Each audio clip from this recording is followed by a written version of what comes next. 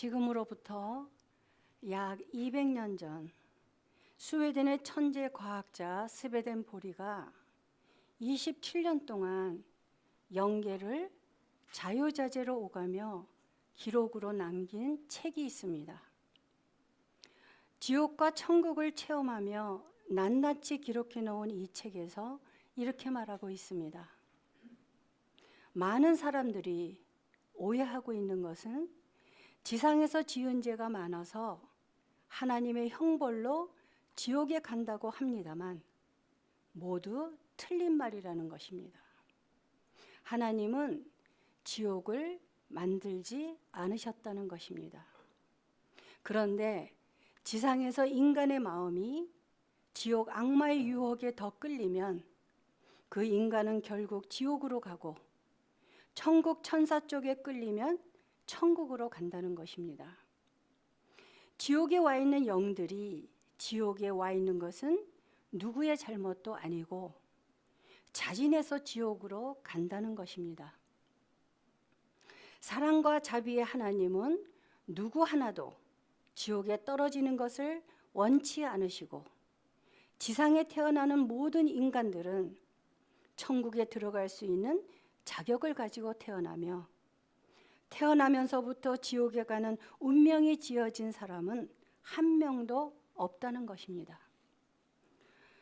그렇다면 왜 자진해서 지옥으로 가느냐? 그것은 천국 체질이 아닌 사람은 천국의 빛을 받는 순간 눈이 멀고 이성이 혼미해져 죽을 것 같은 고통을 느끼기 시작한다는 것입니다.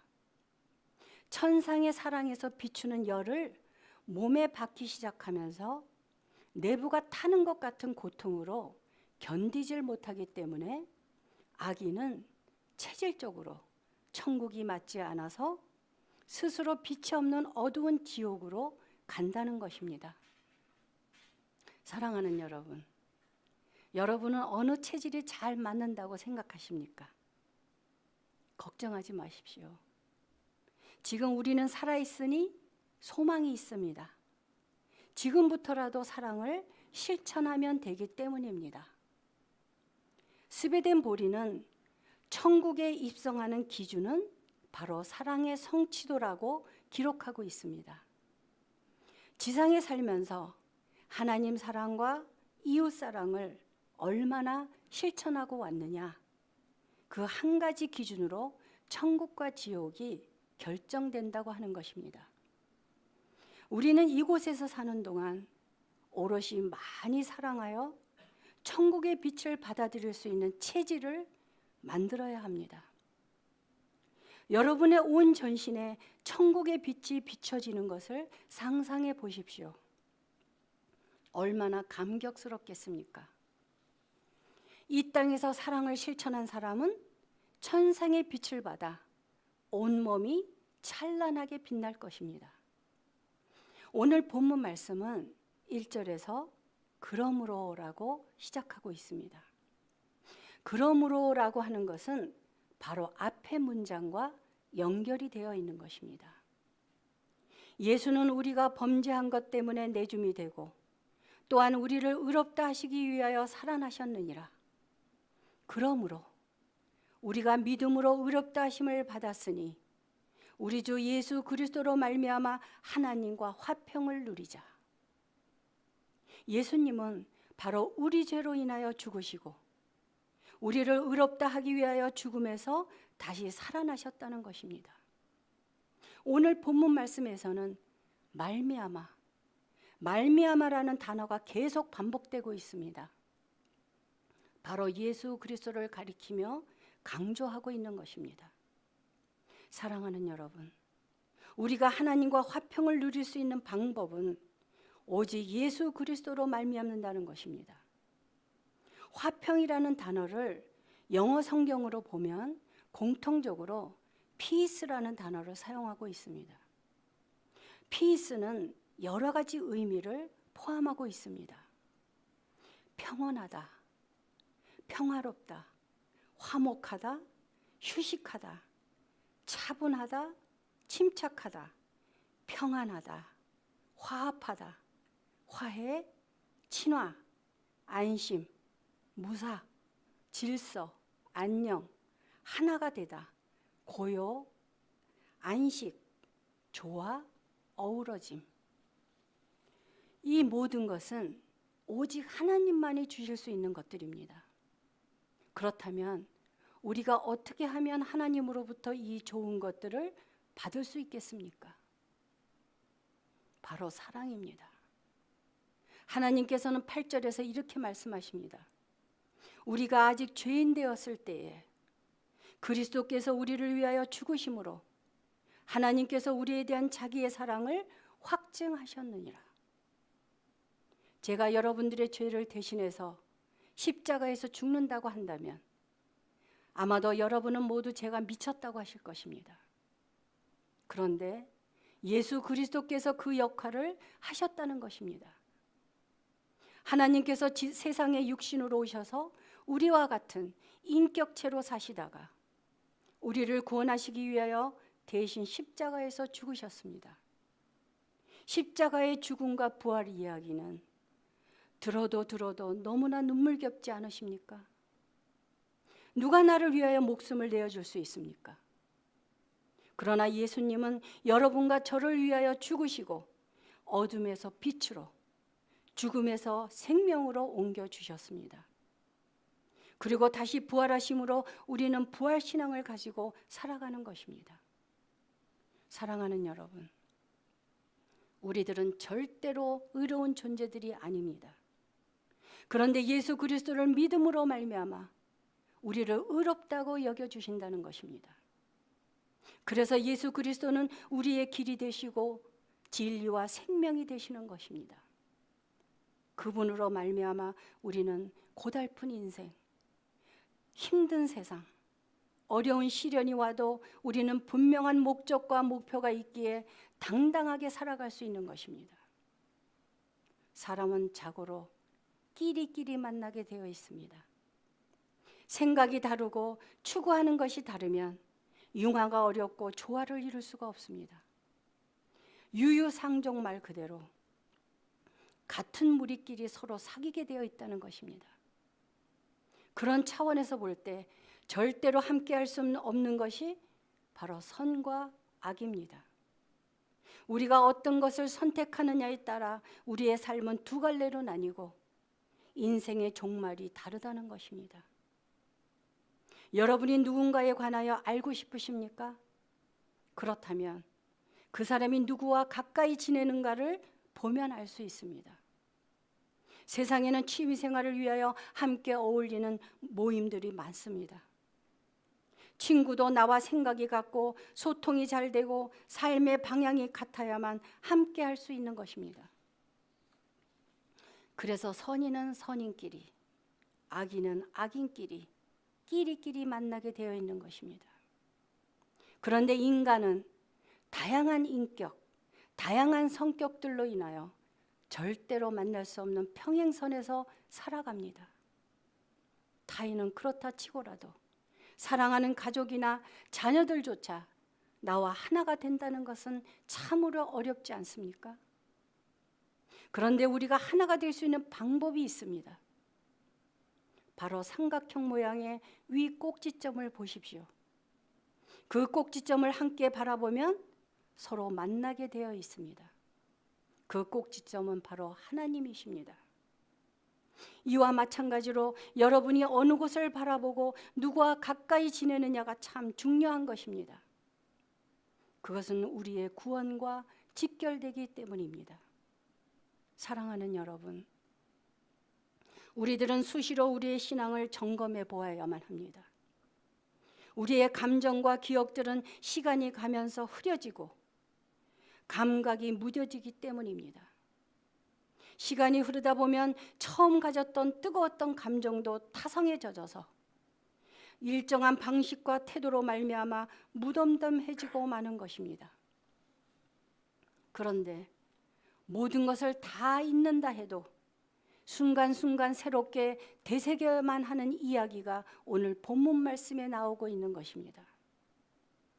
잊어서는 안 되는 것을 잊어버리는 순간, 망망한 바다 한가운데에서 나침판을 잃어버리는 것과 마찬가지로 삶의 방향을 잃어버리게 되는 것입니다. 신앙생활을 잘하던 사람도 때때로 탈선하고 믿음에서 떠나는 경우를 주변에서 많이 볼 수 있습니다.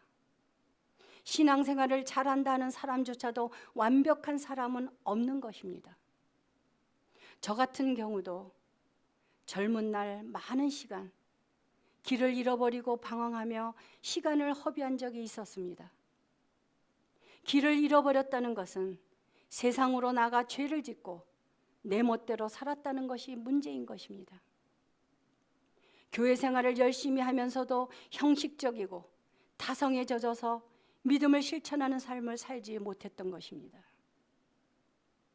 진실한 고백을 하자면 행위가 없는 믿음으로 삶과 믿음이 완전히 분리된 채 나쁜 그리스도인으로 살았습니다. 독일의 시인이자 소설가 괴테는 인간을 긍정적으로 보았고 착한 인간은 어두운 충동 속에서도 무엇이 올바른 길인지 알고 있다고 말하고 있습니다. 그렇습니다. 좋은 그리스도인이라 해도 죄를 짓고 회개하고 또 죄를 짓고 회개하고 이렇게 반복하면서 죄를 지었음에도 불구하고 오뚜기처럼 일어나 하나님 앞에 서야만 합니다. 우리의 믿음은 그렇게 만들어져 가는 것입니다. 우리가 예수님을 믿고 구원을 받았다고 멈추는 것이 아니라 삶 속에서 계속 끊임없이 구원을 완성해 나가는 것입니다. 실수와 실패를 거듭하면서 앞에 목적지를 향하여 나아가는 것입니다. 오죽하면 사도 바울이 로마서에서 이렇게 고백하지 않았습니까? 내가 원하는 바 선은 행하지 아니하고 도리어 원하지 아니하는 바 악을 행하는도다. 오라, 나는 공고한 사람이로다. 이 사망의 몸에서 누가 나를 건져내랴. 교회에 처음 나오신 분이나 신앙생활을 좀 오래 했다 하더라도 믿음이 연약한 사람들은 옆 사람들을 보면서 신앙생활을 하게 됩니다. 그러다가 교인의 실체를 보고는 실망하여 교회를 떠나든가 혹은 사람으로 인하여 실족하고 마는 경우를 저는 많이 보았습니다.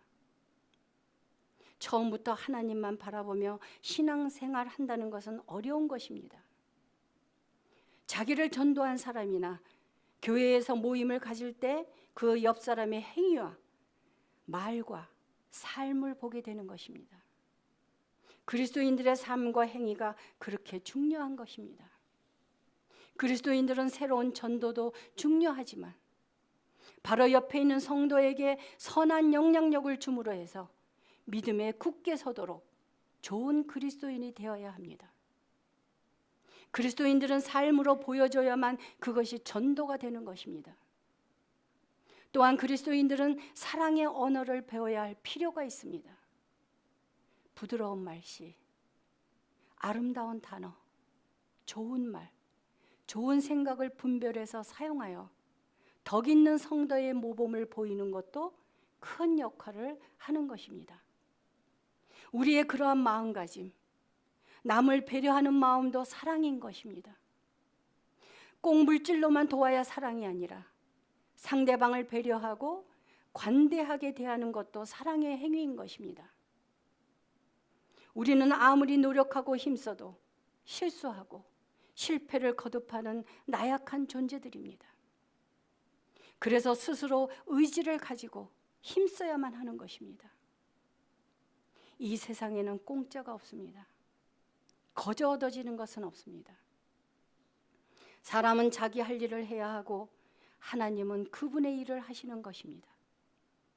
사랑하는 여러분, 우리는 좋은 그리스도인이 되어야 합니다. 그리스도인들은 현실과 환경에 따라 흔들리는 것이 아니라 주님과 함께 하나님의 리듬에 맞추어서 춤을 추어야 합니다. 그렇게 반복을 하다 보면 어느새 주님의 인격을 닮아가는 것입니다. 예수님께서 탄생하셨을 때 천사들이 목자들에게 나타나 오늘 다윗의 동네에 너희를 위하여 구주가 나셨으니 곧 그리스도 주시니라. 호련히 수많은 천군이 그 천사와 함께 하나님을 찬송하여 이르되 지극히 높은 곳에서는 하나님께 영광이요 땅에서는 하나님이 기뻐하신 사람들 중에 평화로다.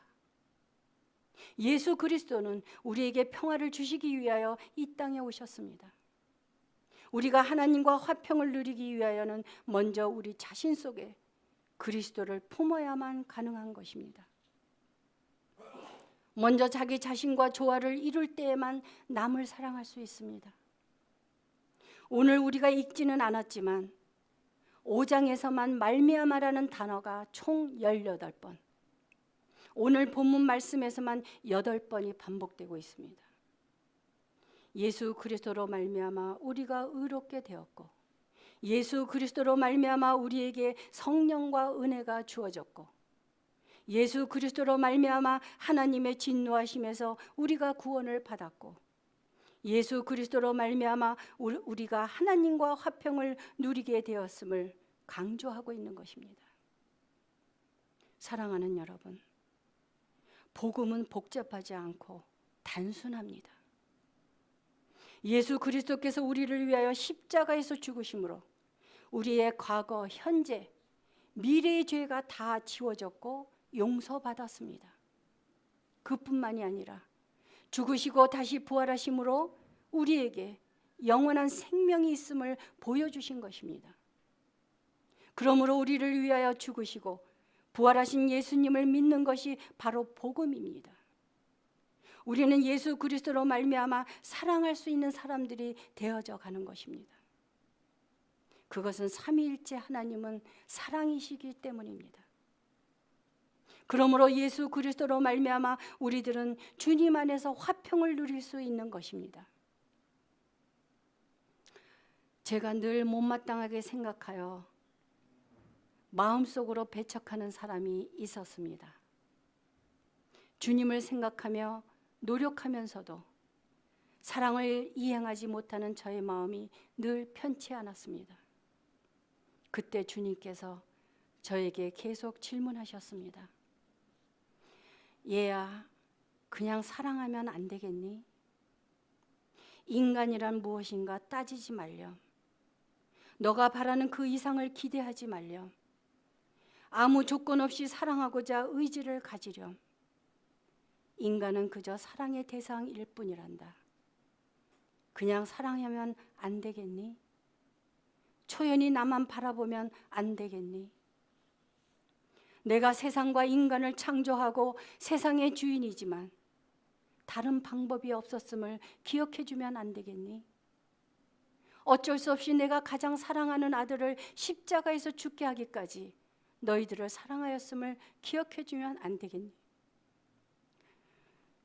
인간을 구원할 방법은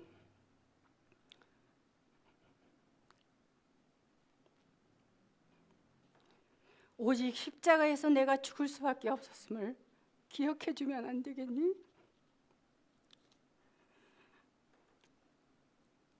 얘야, 사랑하기 힘들 때마다 내가 너를 조건 없이 사랑했음을 기억해주면 안 되겠니? 너는 장차 천상에서 사랑의 빛을 받아 찬란하게 빛나는 사람으로 내 앞에 서게 될 것을 기억해주면 안 되겠니?